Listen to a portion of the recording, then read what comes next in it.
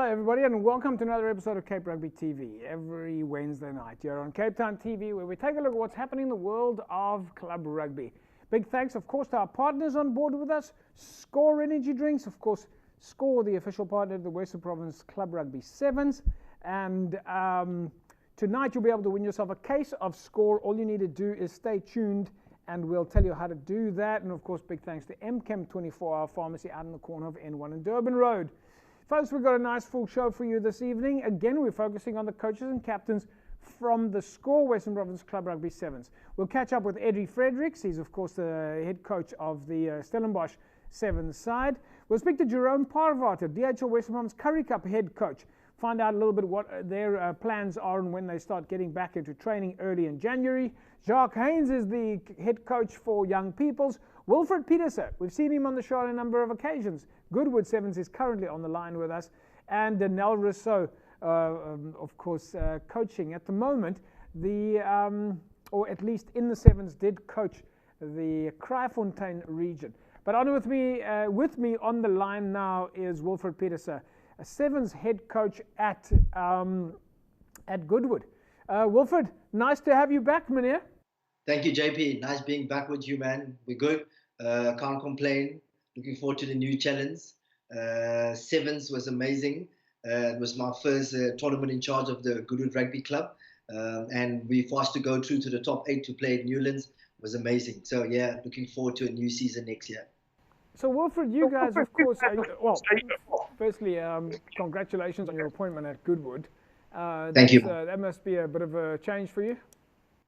Yeah, there's a bit of a change. You saw I was at Massey, and Massey was like kind of become like a little home away from home to me. But unfortunately, the travel to go from Tableview go to Noordhoek, it's a little bit of take a little bit of strain on the car, and with petrol that's going so ridiculously crazy. I love the game, so wherever I coach, it will be me giving back. Reach out to Goodwood. They needed a new coach. I went for the interview and luckily I got the job. So looking forward to make some new good strides at Goodwood. Okay, so let's talk a little bit about Sevens rugby now. Of course, there was quite a bit of, I think, nervousness from a lot of the coaches about the fact that Sevens rugby was about to get started, and a lot of players did not have a chance to, or they didn't have a chance to get their players sort of match fit. Was that the case at Goodwood? Yeah, it was the case at Goodwood. So, like with Goodwood, we're a new committee.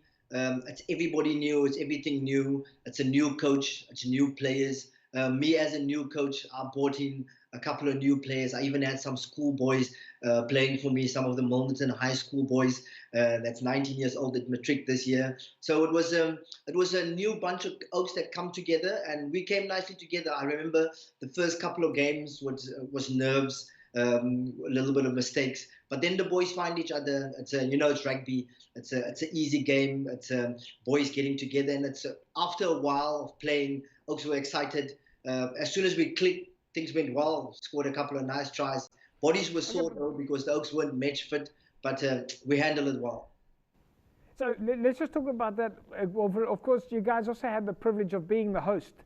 Goodwood Rugby Footballing Club was in fact the very first host of the Score 7. That's where it all started.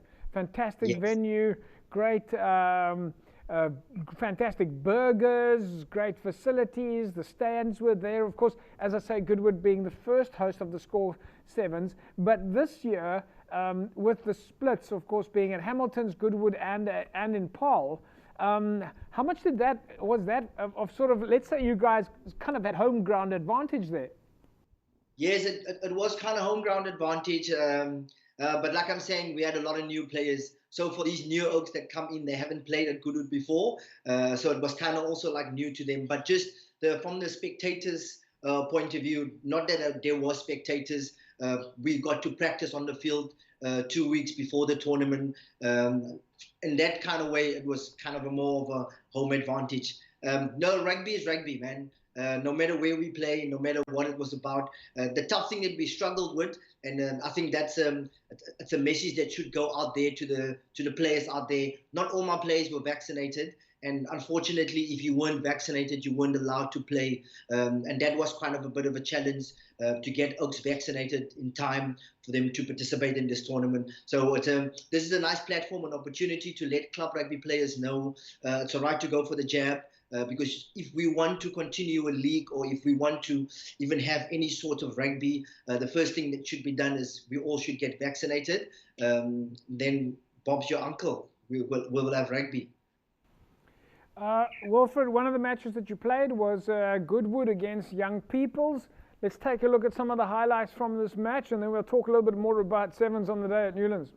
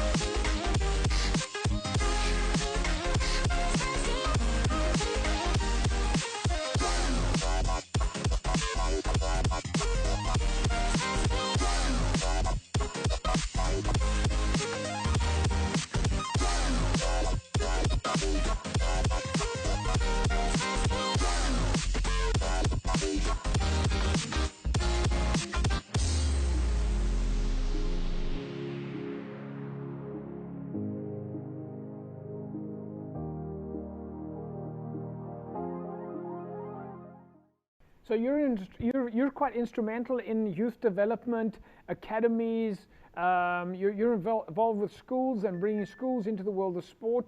Do you think that Sevens Rugby is the entry point now for rugby, for kids and moms who want to get involved, or moms and dads who want to get their kids involved? Yes, I think Sevens Rugby is it's a good platform to start. If you can see, like even in the Springbok setup, like Kwagga Smith, Sebele Senatla, these oaks are all seven specialists, and then they went to go play the 15s game. And when they came to the 15s game, it's a bit of a struggle because it's now at 15s your space is a little bit less. You have less time to make certain decisions. So I think sevens is a nice platform, especially for school kids to get involved into playing the game. There's also not so much contact. Being part of a school, like a lot of parents these days don't want the kids to make contact. We, especially at my school, we play 6 down and we play tag rugby because we want to try and avoid the 15-man contact. So sevens is more, it's a little bit more closer to tag and 6 down rugby. It's not so much contact. So I think a lot of parents enjoy the seven-a-side game. And also, you don't need a lot of players. Wilfred, final question. What comes next for you guys now? We know that a lot of people are going on holiday already. What's next for Goodwood? Have you got an idea of when you're going to start training again? Yeah. We've got a program that's out. So my passion is running rugby. For you to play running rugby, the oak's got to be fit. So we all sent them home or on holiday with a fitness program where they had to put a couple of miles on the legs. And then we're looking forward to welcoming them back on the 12th of January. And then looking forward to have everybody back on the 12th of January and hit the ground running. Sounds great, Wilfred. We'll leave it at that. We know you've got your hands full. Thank you very much for taking out the time to talk to us. And we are hoping to also talk to you during the holidays when we have a general captain and coaches roundtable. Yeah, thank you, JP. Thank you for always reaching out. Thanks to Cape TV. You guys doing an amazing job for even just the sevens. Being just out there, seeing the guys play, seeing the guys be able to swing the ball around, and just all the camaraderie to be able to mix with other clubs and other coaches.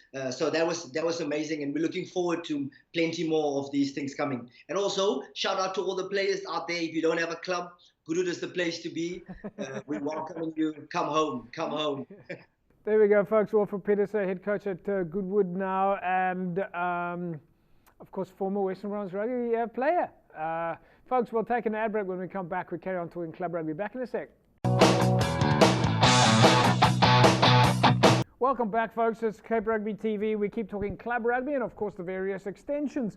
Of course, as you know, hopefully when you're playing club rugby, you'll end up playing for DHL Western Province or the DHL Stormers. So there's a fantastic progression. He's been involved with club rugby for a very long time, brought a lot of players through the ranks, and, of course, is the current DHL Western Province Currie Cup coach and co-commentator here on Cape Rugby TV. Jerome, nice to have you back. Yeah, it's good to be back again, JP. And yeah. So Jerome, where are we standing at the moment?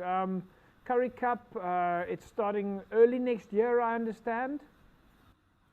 Yeah, we start very early, JP. We start on the 15th of January. We start against the Lions, and then that's the Saturday, and then the Wednesday we have a game against the Bulls. So no rest time. We're gonna take a little bit of a break, come back on the 3rd. But yeah, it's when we start, it's immediately into game time.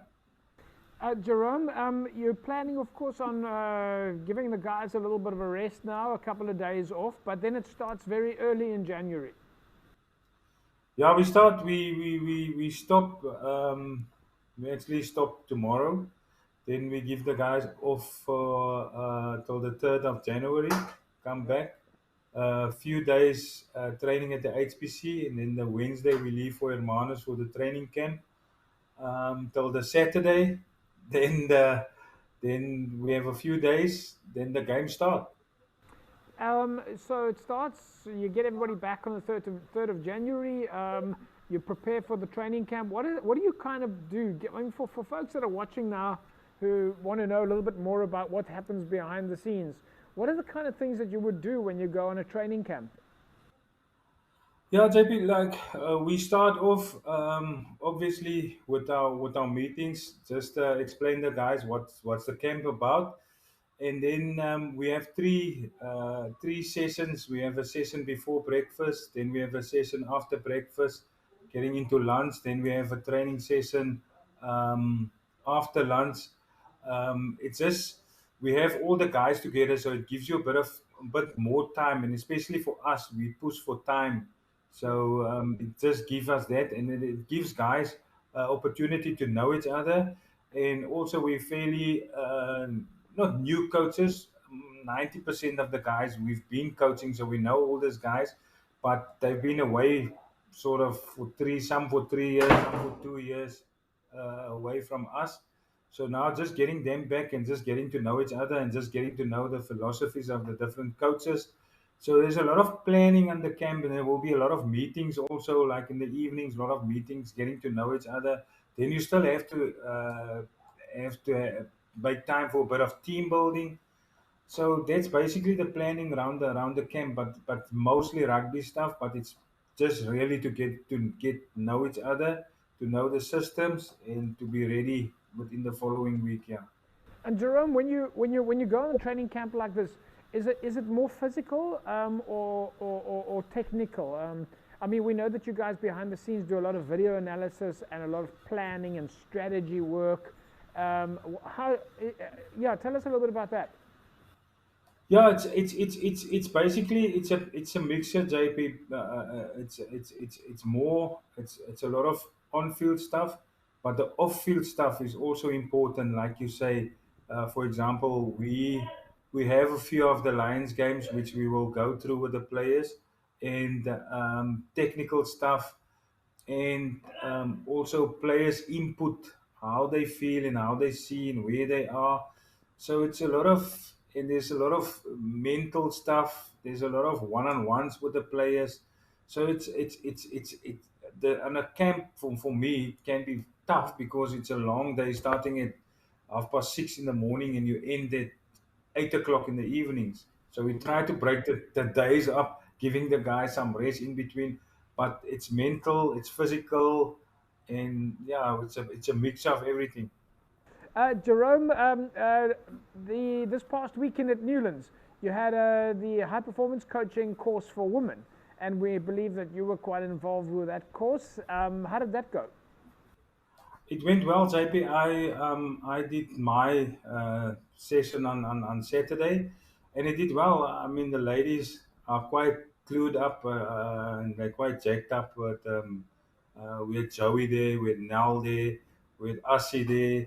So quite a few experienced coaches, which was good, and just to see their knowledge of the game and to say Nazim and myself, just to say from our side, Yeah. more on a professional level what they can do, and the on-field sessions also just go through the certain aspects of the game with them.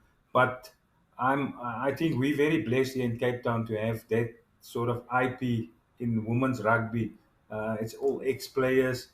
There are a few other ladies also who played, and it's also good that they coming back and giving back and want to coach with that knowledge that they have. It's good that it's hopefully they'll all get their level 2 and maybe they can move on to level 3.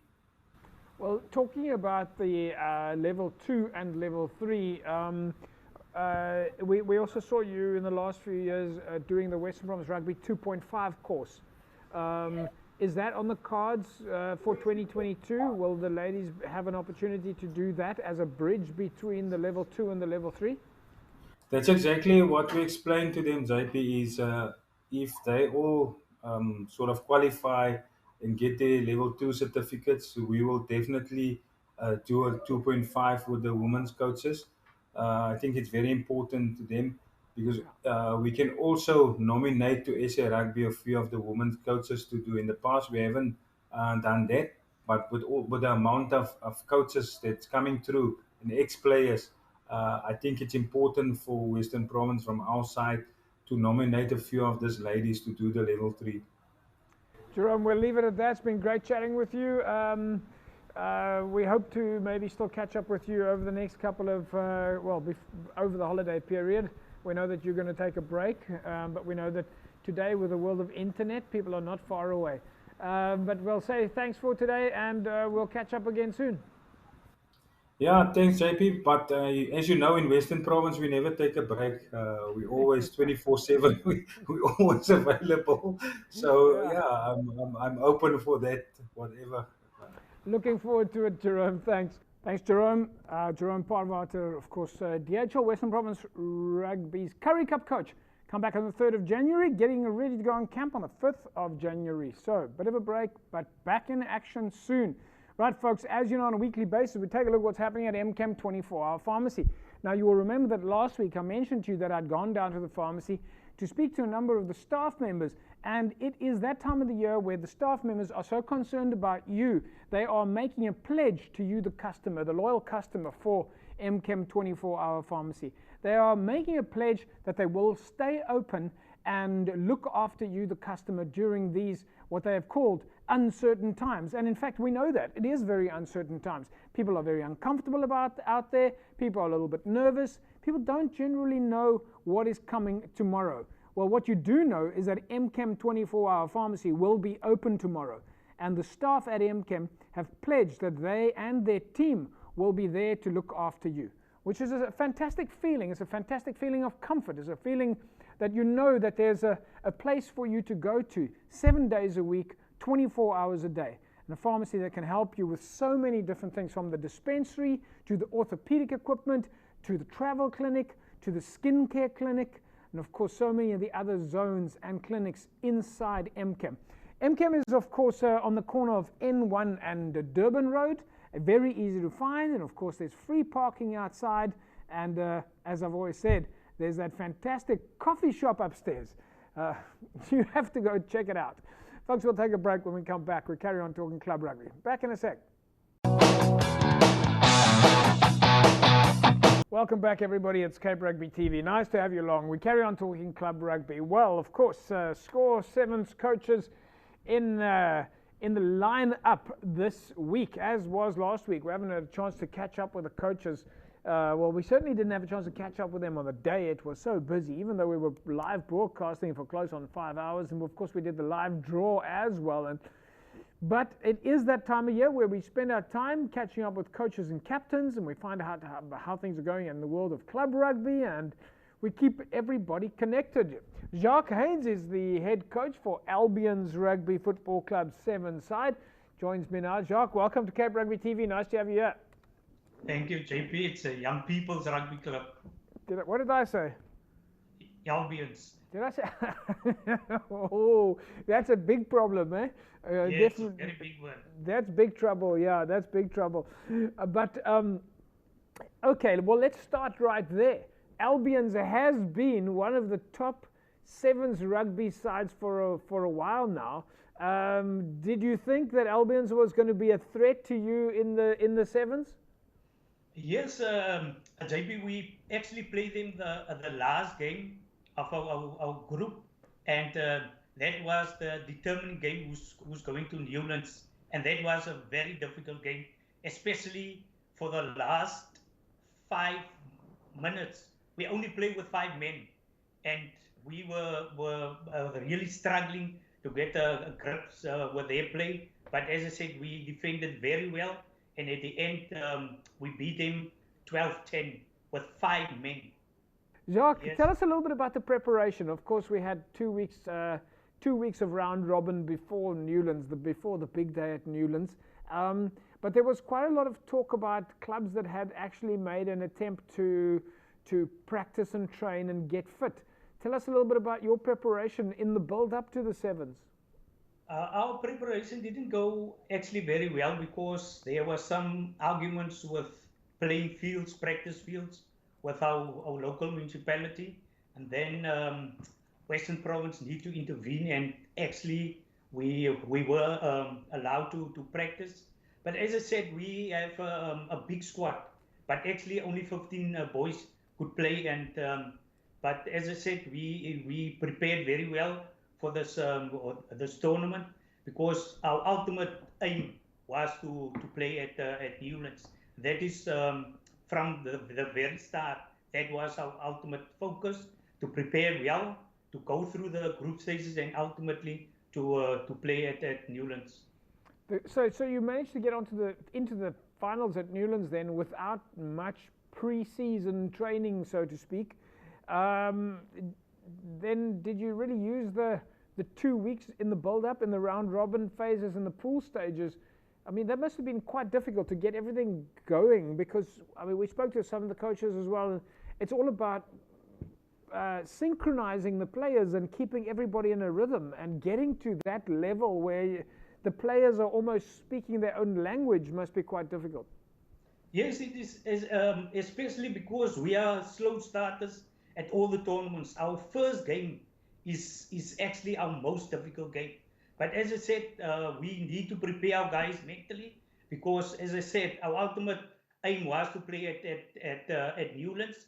And whilst we were playing at our home field here at Forest Street, our guys were very much more motivated, especially at the practice field, because we've told them that there's ultimately only 15 that can play at Forest Street and ultimately go to Newlands. So that was an extra motivation for our guys. Many of our senior players retire from 7s, and that is why we play with a very young team. There's only our captain that is in his late 30s, but he's actually the glue that hold the team together. But as I said, you can see even on the practice field, our guys were very motivated, very focused, and they work hard, because ultimately we want to be successful at Newlands. It's been a tough 2 years for club rugby, Jacques. Players have not been able to see each other. Coaches have not been able to coach. How was the feeling for the players just to be able to play again? Yeah, apart from our ultimate aid for Newlands, our players was very excited to just to be on the practice field even, and to prepare for the tournament wasn't actually very difficult, because they know exactly, they're excited, they are motivated, they worked hard, because this stop-start to the season was actually very difficult. Just as we reach our climax and we want to compete, and then everything was done and dusted again, and then we must restart, we must refocus, and it's very difficult just to get that group of players back on the practice field again, because they are demotivated just because we are in a groove and now we must start all over again. But as I said, we were focused. We as a coaching team were motivated, and we know exactly that the players, they want to compete. They just want to play irrespective where. Well, it did look like they were just loving every minute of it. One of the games that you played, it was against Gardens. Let's take a look at some of the highlights here, and then we'll see what you thought of the game.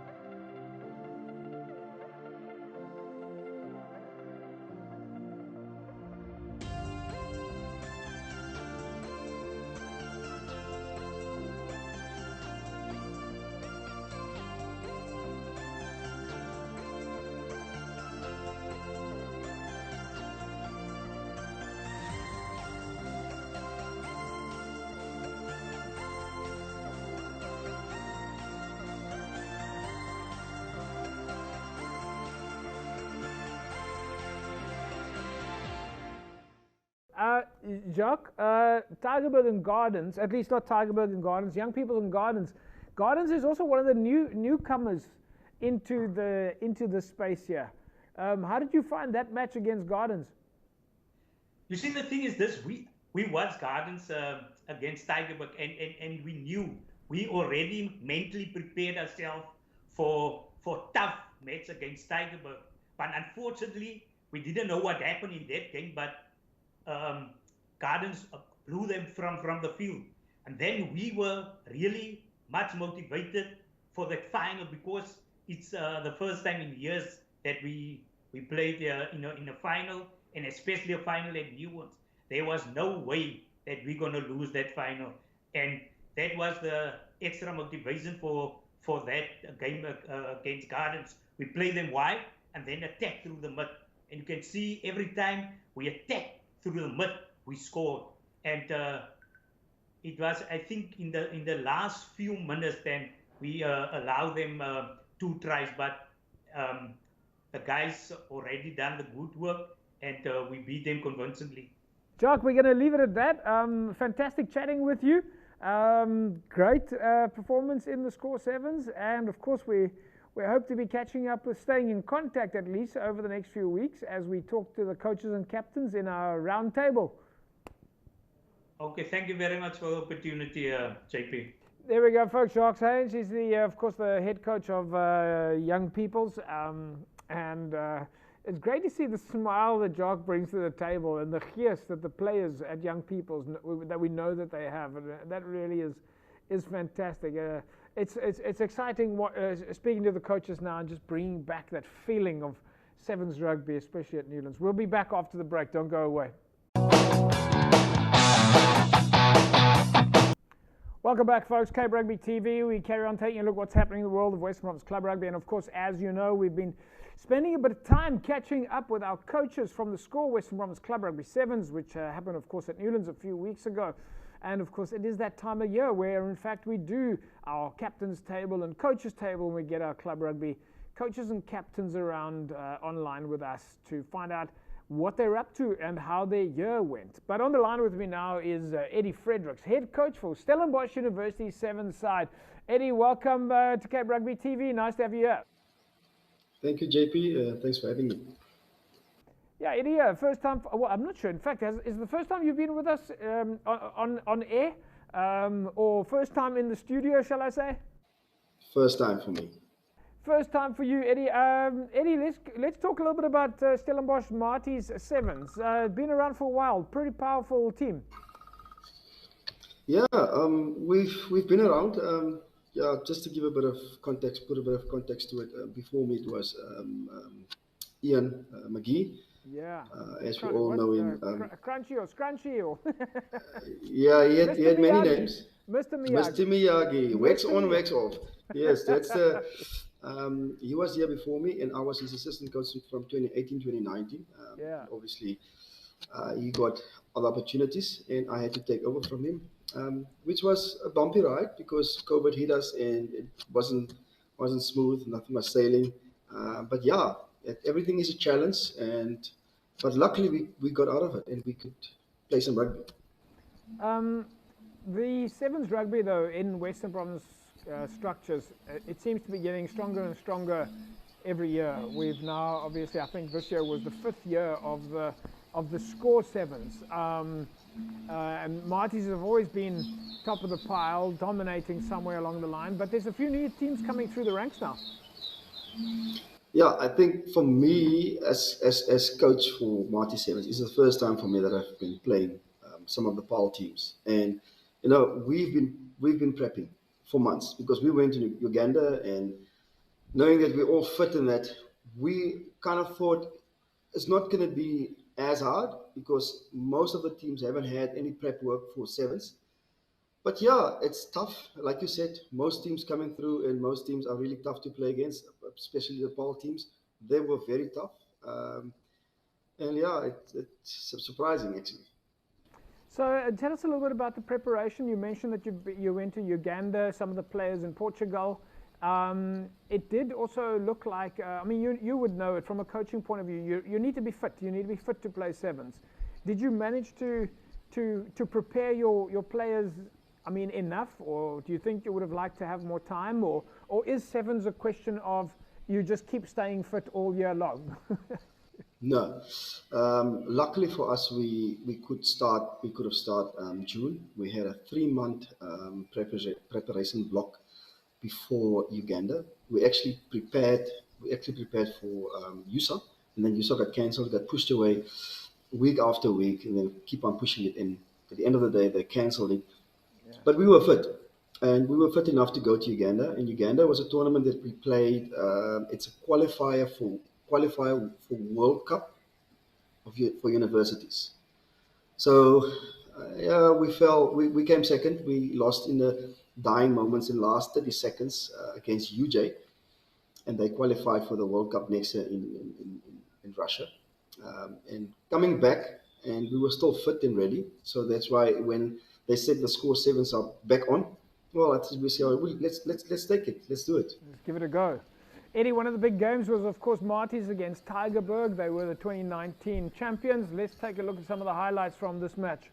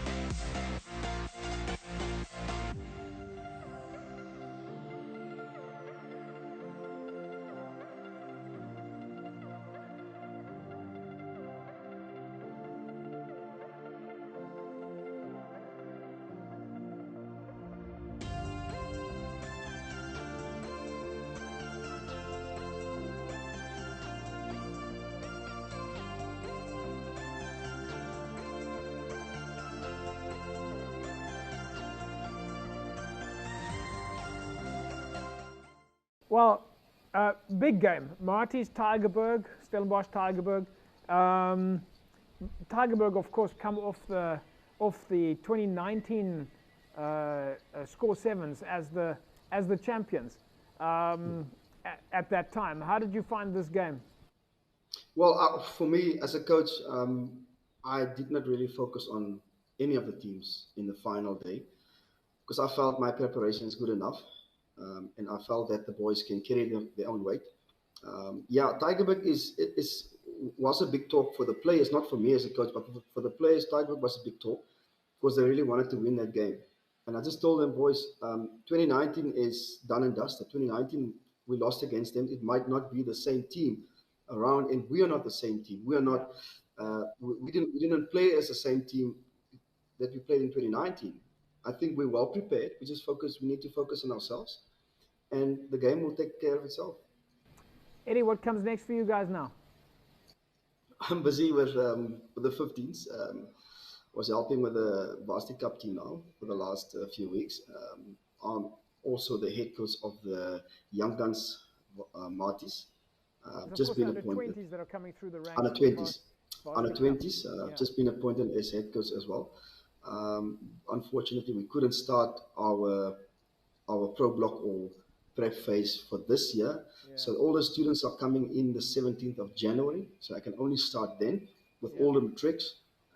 And yeah, obviously the sevens, I'm still the head coach for the sevens as well. We're starting the second week in February next year. And for the first time, I'm gonna get an assistant coach. Just appointed assistant coach there as well. That can help me because I need to pivot between sevens and the young guns at the same time. So I can't have all my eggs in one basket. Yeah. So yeah, it's going to be a big year, and we're ready for it. Now, well, we're looking forward to it. Eddie, it's been great chatting with you. We're obviously looking forward to maybe catching up with you and some of the other coaches in our group discussions over the next few weeks. We know that club rugby is going to not close down, but let's just say slow down for a little bit. And we're looking forward to catching up with you again soon. Thanks for chatting with us. Thanks, Eddie. Eddie Fredericks, of course, folks, head coach there at Marty's. Always a dangerous outfit. Looking forward to what's going to come in 2022. They certainly have their hands full, a lot of traveling and lots of different activities. As we know, Stellenbosch University always do have. Right, folks, well, of course, you know that you can win yourself a case of Score energy drinks, all right? So to win this case of Score energy drinks, all you need to do is go to our Facebook page. And by the way, we'll also throw in together with us a set of masks, courtesy of CTC Sports, a set of Cape Rugby TV masks. Right, so all you do is you go to our Facebook page, www.facebook.com/Cape Rugby TV, and you simply go and spot the logo. So we've got the Spot the Logo competition running, and every week we change the logo just a little bit. Last week we posted the logo on our Facebook page of Rugby Rugby Football Club. We made some changes, and we asked you, the fan, Club Rugby fan, to see if you can spot the logo. And well, somebody always gets it.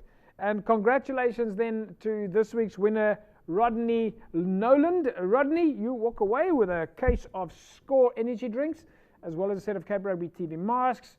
We are going to get a hold of you on Facebook Messenger. So congratulations, Rodney. You spotted the Wraithby logo, and there's a case of Score energy drinks and a set of Cape Rugby TV masks ready for your collection.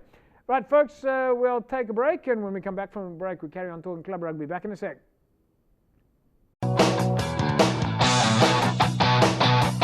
Welcome back, everybody. It's Cape Rugby TV. We're talking Club Rugby, as you know, and of course, as you know, we have, of course, in the last, at least starting last week, we started catching up with our coaches and captains from the Score with some of his Club Rugby Sevens. Danelle Rousseau is the team manager for the DHL Women's Western Province rugby side. Took Crafontaine into the finals at the Score Western Province side. That's, of course, the women's side, Sevens rugby. Danelle Rousseau, welcome back. Danelle, how are things there with you? Hi, good evening, JP. I'm very well, and yourself? Pretty good. Just happy to be chatting with you guys as I think we're probably got a bit of cold turkey. We haven't spoken to you now for a couple of weeks. Now, the Crafontaine women's rugby side, you've taken the shift from the 15s. Of course, there's a bit of a break there. But you must be excited to be involved, or at least have been excited to be involved with the women's side, the Sevens side. Yeah, absolutely. As you know, the season for the 15s ended, and this opportunity for the Score Sevens tournament came around, and I was offered the opportunity as head coach for the Crafontaine region. And it was truly an amazing venture, putting that cap on again, being a head coach. It's a bit different than being manager, but it was an absolute blast being with the girls. So now there's a slight difference, obviously. I mean, in coaching a team versus coaching a region. Obviously, there were players from different clubs making up your team. How much of a challenge was that?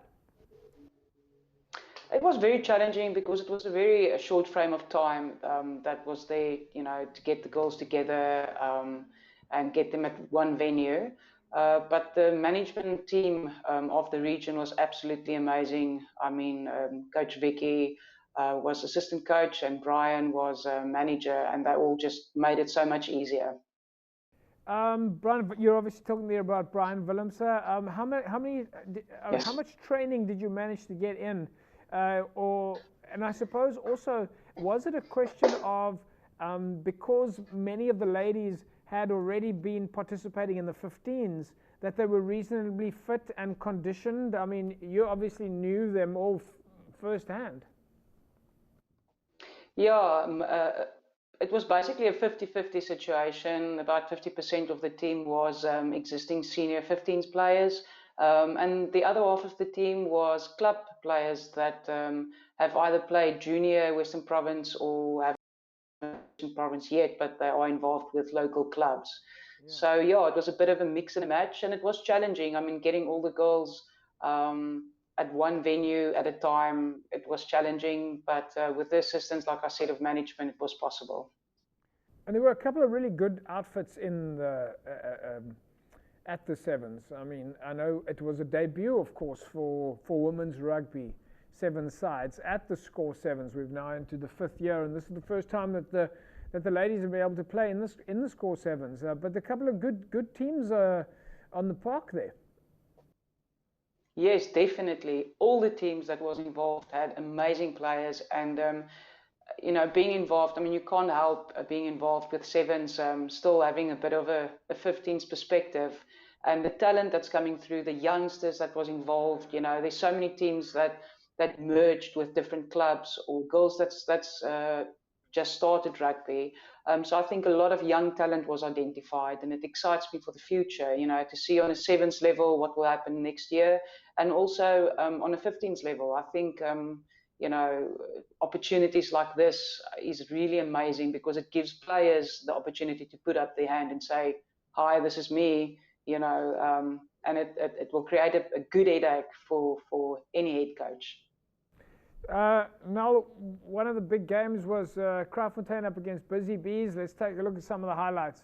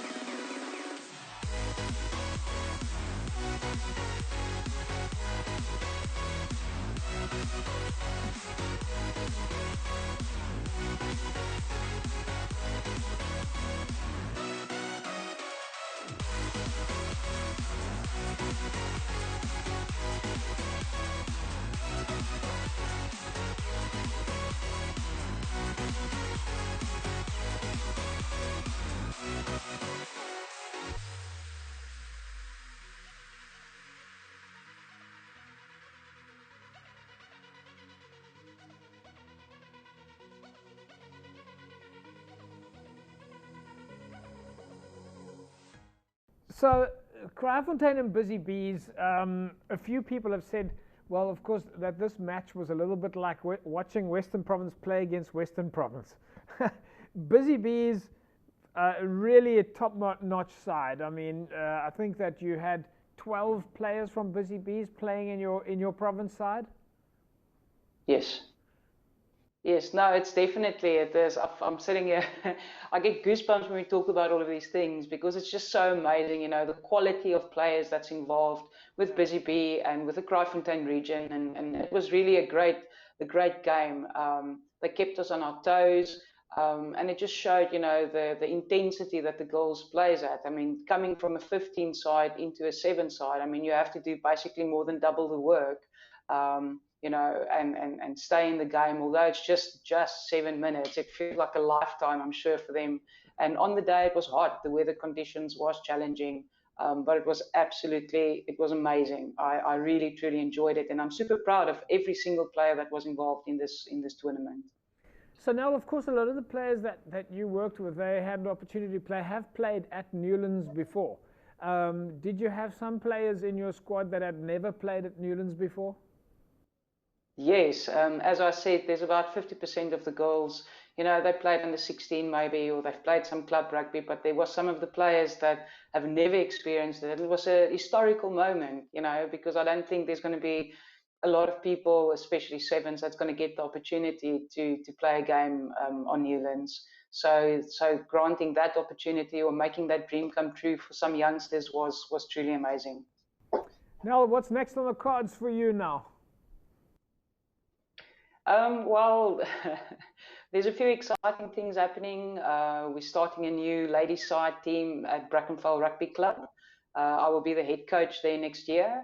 And then the numbers is really looking good. We had an information session just last week. So we're getting our things together, and we will start training towards the end of January next year. And I'm also still participating in the Western Province program that they have for us ladies. to grow as coaches. And a few of us participated in the level 2 IRB Rugby World coaching level 2 this past weekend at Newlands. Yeah, and of course we're gonna see quite a lot of women's rugby coaches coming through the ranks there, and all being positioned at various clubs, participating in the 10s, participating in the 7s. So I think we're going to have to have a separate additional interview just about the high performance coaching for women's program. But now we're going to leave it at that. Fantastic chatting with you again. Great to hear about the Brackenfell venture. That's going to be super exciting, and I'm sure that they're in good hands. Of course, I'm sure that Carla Norkia and her team are very excited about that as well. And yeah, we look forward to catching up with you also over the next few weeks when we do our annual roundabout. Fantastic. Thank you so much. I truly appreciate it.